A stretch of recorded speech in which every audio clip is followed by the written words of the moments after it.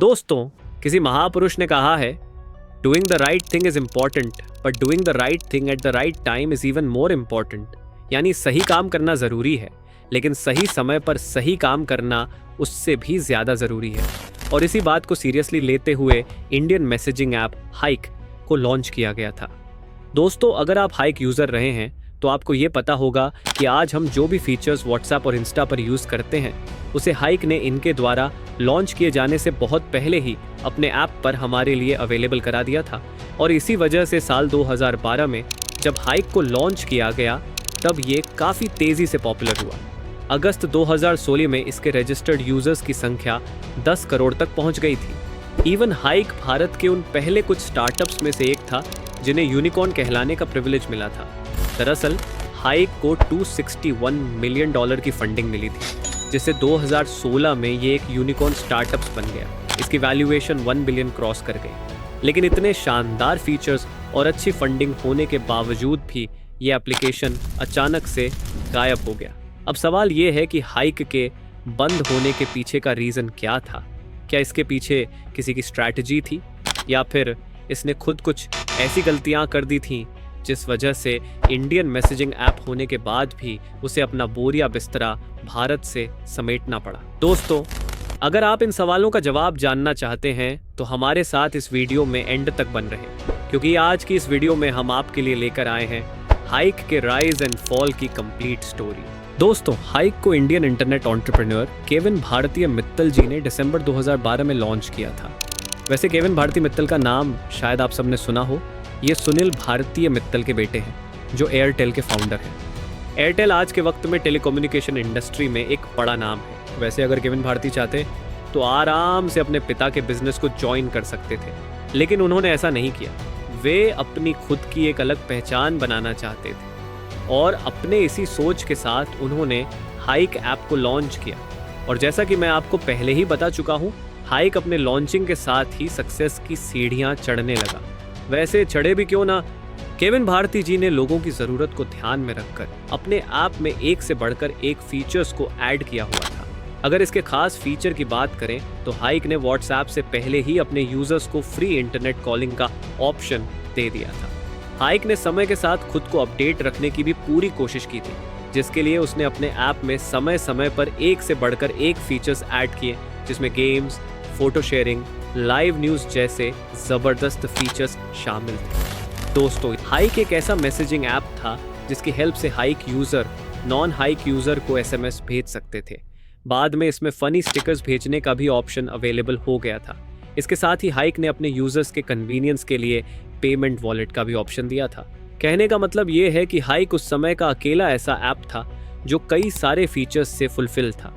और इसके साथ ही हाइक की एक सबसे बड़ी खूबी ये थी कि ये एक इंडियन ऐप था, जिस वजह से इसे लोगों द्वारा काफ़ी पसंद किया गया। अपने लॉन्चिंग के महज 3 साल के अंदर में हाइक ने अपने 100 करोड़ यूज़र्स कंप्लीट कर लिए थे, जिससे हाइक इंडिया में सेकंड मोस्ट एक्टिव यूज़र्स वाला ऐप बन गया था। और इसके साथ ही ये वर्ल्ड के 6th biggest instant messaging app में शामिल हो गया था।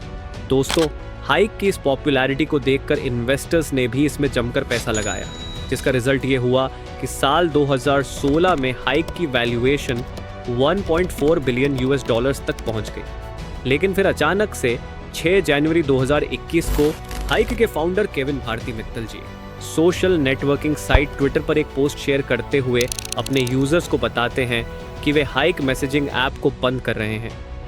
दोस्तों, सोचने वाली बात यह है कि जो ऐप लगातार सफलता के झंडे गाड़ रहा था, साल 2016 से 2021 के बीच इन 5 सालों में ऐसा क्या हुआ कि इसके फाउंडर को इसे बंद करना पड़ा?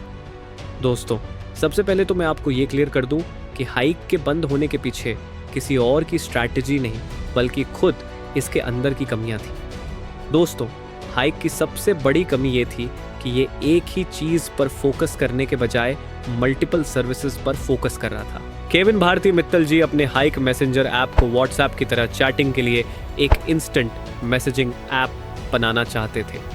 वे हाइक को इंस्टाग्राम की तरह एक फ़ोटो शेयरिंग प्लेटफॉर्म बनाना चाहते थे और साथ ही उन्होंने पेमेंट सर्विसेज के लिए हाइक वॉलेट भी बनाया था, जस्ट लाइक पेटन।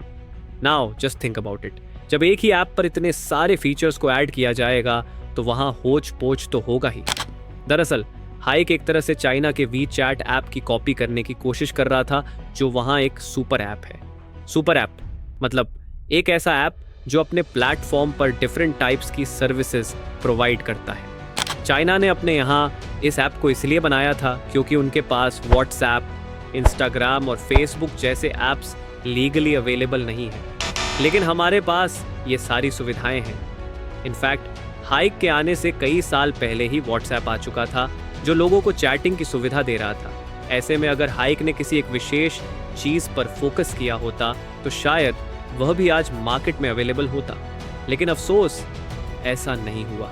दोस्तों, हाइक की दूसरी बड़ी कमी ये थी कि इसे स्पेसिफिक यूजर्स को टारगेट करके लॉन्च किया गया था, और ये स्पेसिफिक यूजर्स थे यंगस्टर, यानी 16 साल से 21 साल के बीच के लोग। इवन इसमें बाद में भी जो फीचर्स ऐड किए गए वो भी यूथ को टारगेट करके ही ऐड किए गए थे, जिस वजह से यूथ के बीच तो ये ऐप काफ़ी पॉपुलर हुआ, लेकिन धीरे धीरे बाकियों के बीच ये अपनी पहचान खोने लगा। जबकि इसके उलट व्हाट्सएप, जो एक समय हाइक का सबसे बड़ा कॉम्पिटिटर था, उसे सभी एज ग्रुप को टारगेट करके लॉन्च किया गया था, जिस वजह से आज भी चाहे यंगस्टर हो या सीनियर सिटीजन्स, सभी के बीच व्हाट्सएप फेमस है। दोस्तों, व्हाट्सएप के मार्केट में टिके रहने की एक बड़ी वजह इसका simple and convenient chatting option भी है, जबकि हाइक के साथ ये चीज़ नहीं थी। ढेर सारे फीचर्स ऐड होने की वजह से उसका इंटरफेस तेज़ी से बदलने लगा था, जिससे लोग कंफ्यूज होने लगे।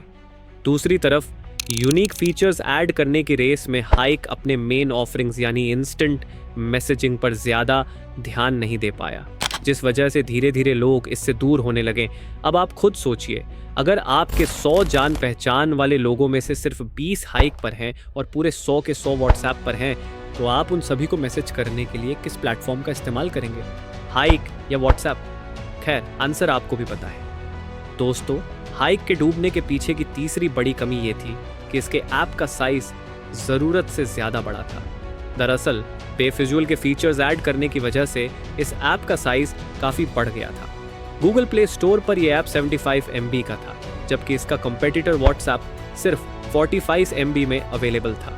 दोस्तों, ये उस दौर की बात है जब लोगों के पास 1 या 2 GB रैम वाले मोबाइल फ़ोन होते थे। ऐसे फ़ोन्स में इंटरनल स्टोरेज बहुत कम होता था, जिस वजह से लोग ज़्यादातर उन ऐप्स को ही डाउनलोड करते थे जिनकी MB कम हो, ताकि वे अपने मोबाइल में स्पेस बचा सकें और मोबाइल के हैंग होने के चांसेस कम कर सकें।